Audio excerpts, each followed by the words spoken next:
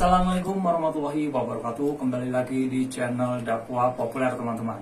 Oke, kembali lagi saya Miftahul dengan Ustadz Abdul Azhar yang akan menjawab beberapa pertanyaan dari teman-teman subscriber kita yang sudah bertanya di video yang kemarin.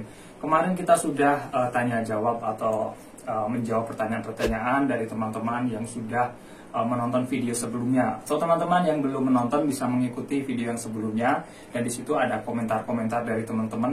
Bahkan teman-teman bisa komentar juga nanti di video yang ini ya. Kalau ada pertanyaan langsung saja berkomentar yang insya Allah akan dijawab oleh Ustadz Abdul Azhar.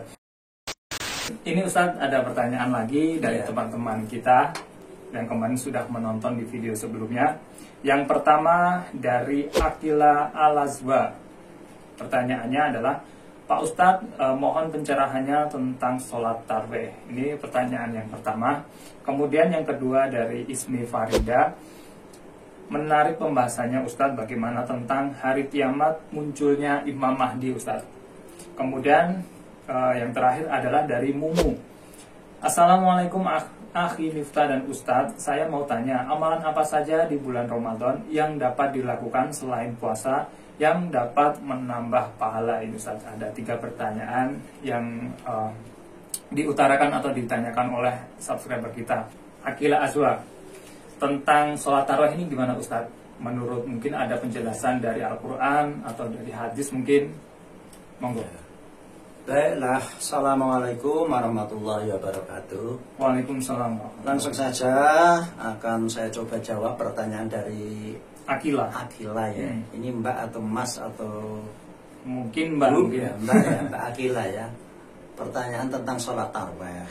Jadi kalau dalam Al-Quran itu ya, dalam surat Al-Isra ayat 78 itu di sana adanya aqimis sholat. Aqimis sholat liduluki samsi ila ghasaikil laili wal qur'an al fajri inna qur'an al fajri kana masuda wa minal laili fatahajjat bi.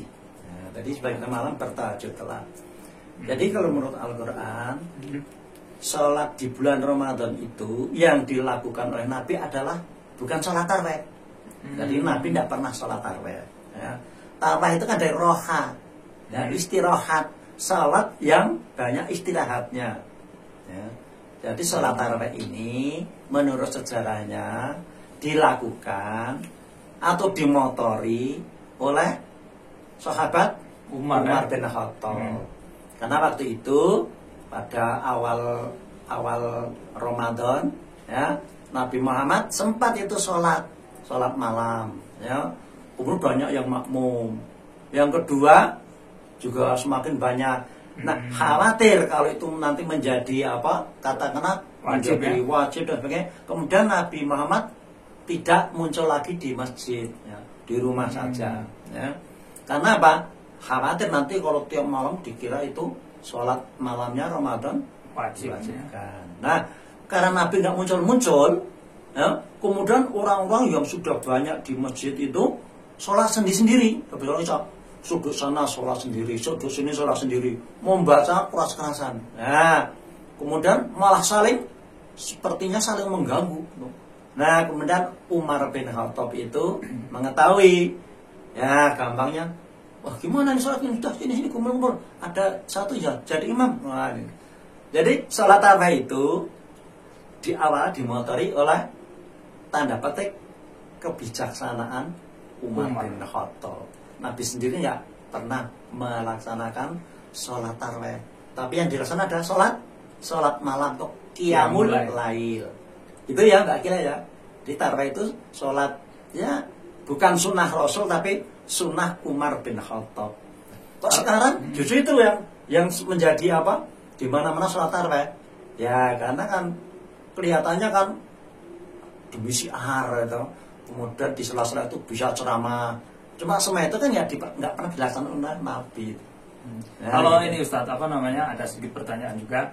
Bedanya apa sih antara sholat qiyamul lail yang dicontohkan Nabi dengan sholat tahajud itu seperti apa? Teman-teman tahu juga ya perbedaannya. Jadi kalau sholat tahajud itu sebenarnya juga sholat qiyamul lail.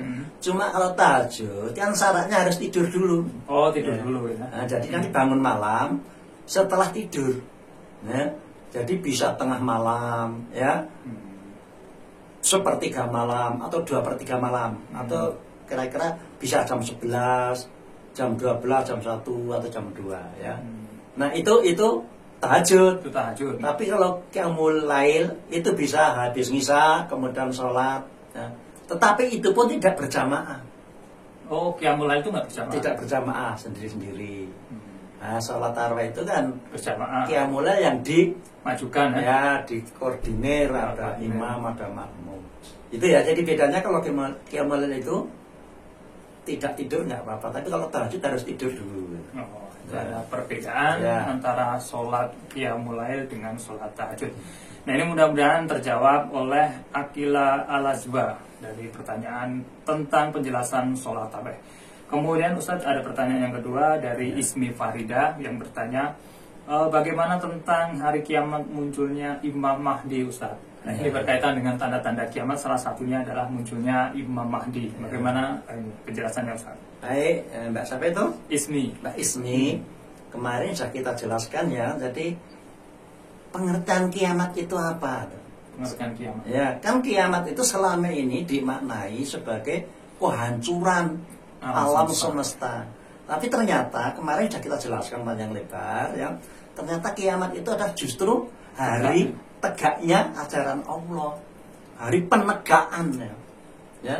Jadi yaumul kiamat, yaum itu bisa artinya hari, bisa itu periode ya, periode, suatu periode di mana ajaran Allah itu nanti akan tegak. Segala aspek kehidupan akan diatur sesuai dengan ajaran Allah. Itu kiamat. Jadi bukan lagi hancur. Nah, salah satu nanti yang menegakkan cirinya itu adalah nanti akan kedatangan Imam Mahdi. Imam itu artinya apa? Pemimpin. Mahdi dari hudan.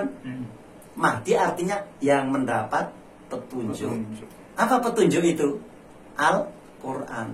Jadi Imam Mahdi itu pemimpin. Ya, pemimpin itu bisa seorang, bisa kelompok, kolektif, tetapi harus yang Mahdi, yang berdasarkan petunjuk.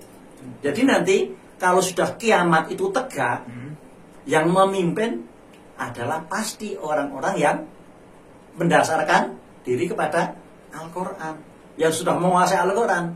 Jadi Imam Mahdi itu pemimpin yang benar-benar telah menguasai Al-Quran. Itu Imam Mahdi.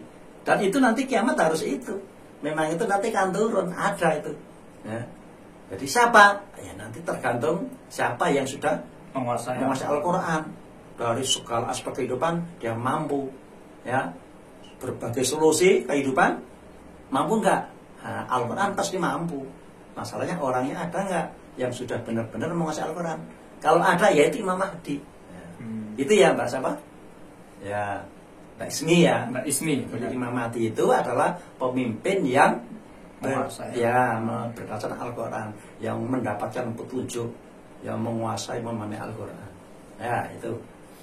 Nah, menarik sekali ini adalah Imam Mahdi. Tadi sudah diuraikan oleh Ustadz Abdullah tentang ciri-ciri Imam Mahdi yang menguasai Al-Quran atau memahami Al-Quran ya Ustadz ya? Ya. Mendapat petunjuk tadi ya. Kemudian pertanyaan ketiga adalah dari Mumu. Assalamualaikum Ahi atau Ustadz, saya ingin bertanya, bagaimana amalan di bulan Ramadan ini Ustadz untuk menambah pahala? Ya. Jadi ini yang dilakukan Nabi ya, kita akan mencontoh Nabi. Contoh ya, Nabi bahwa Nabi Muhammad itu adalah uswatun hasanah kan, laqad kana lakum fi Rasulillahi uswatun hasanah. Jadi kalau ditanyakan amalan apa yang sebaiknya dilakukan, cuma ini yang perlu kita garis bawahi. Jadi istilah pahala itu nggak ada ya dalam Al-Quran ya Mbak Mumun ya. Jadi kalau kita melakukan perbuatan tertentu, pahalanya itu adalah ilmu itu sendiri. Kalau kita mungkin ya ilmu itu Al-Quran sendiri. Jadi pahala yang pengertiannya adalah imbalan, ya imbalan yang akan diterima dari Allah setelah mati, itu kan pahala. Padahal kalau kita nanti mengamalkan Al-Quran tidak hanya setelah mati ya. setelah hidup ini pun kita akan dapat imbalan kehidupan kebaikan agung. gitu. Jadi pahala itu nggak ada dalam Al-Quran ya, adanya ajrun.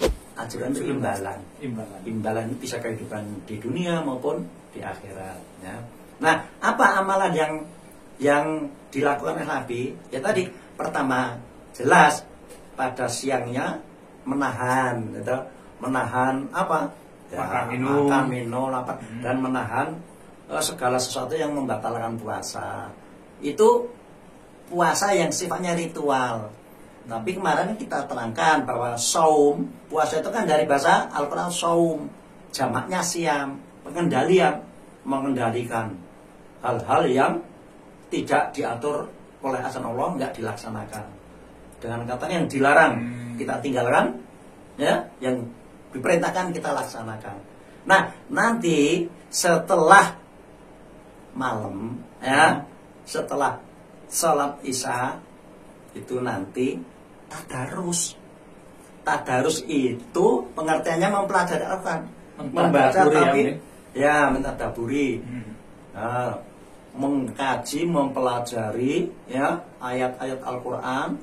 Kemudian hasil dari tadarus itu dibawa untuk qiyamul lail. Jadi Nabi itu nanti justru tadarus dulu.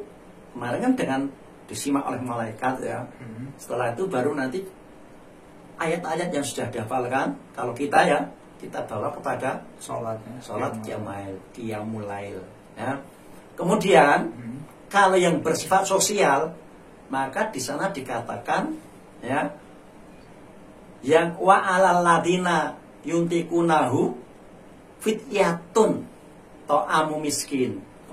Membayar fidyah bagi orang yang berhalangan tidak bisa berpuasa, ya kan? Mungkin karena tua, karena sakit, karena kerja berat, atau kalau perempuan yang kan sedang datang bulan, itu membayar fidyah. Fidyah itu ya memberi makanan lah, sekedar untuk bisa makan berbuka satu hari satu orang, ya. Itu harus anak yatim nggak usah? Nah, nggak harus orang miskin mungkin. Ya, fidyatun, ya, to'amu miskin jadi. Nah, miskin itu bisa macam-macam nanti. Miskin secara material, finansial, bisa miskin dalam hal mungkin agama atau mu'alaf, itu kan miskin. Oh, mu'alaf ya? Ya, bisa mu'alaf, orang yang baru masuk Islam, itu kan juga miskin. Mungkin secara finansial mungkin juga sudah kecukupan. Nah, fidyah itu tapi berupa makanan. Ya, itu hanya bapak atau makanan, Ustaz? Ya, bisa makanan pokok.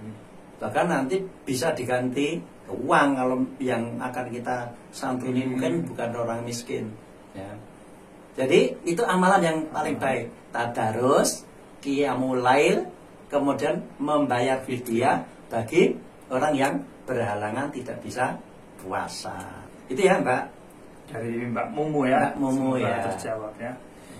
Oke teman-teman, sudah terjawab 3 pertanyaan yang tadi berkaitan dengan Imam Mahdi, kemudian amalan di bulan puasa, dan mudah-mudahan teman-teman yang menjalankan ibadah puasa, amal ibadah puasanya diterima oleh Allah Subhanahu wa taala. Dan jangan lupa selalu tonton video-video di channel Dakwah Populer, dan untuk teman-teman sekali lagi yang mau bertanya bisa berkomentar di bawah dan insya Allah akan dijawab oleh Ustadz Abdul Zuhad. Akhirul kalam, wassalamualaikum warahmatullahi wabarakatuh. Waalaikumsalam warahmatullahi wabarakatuh.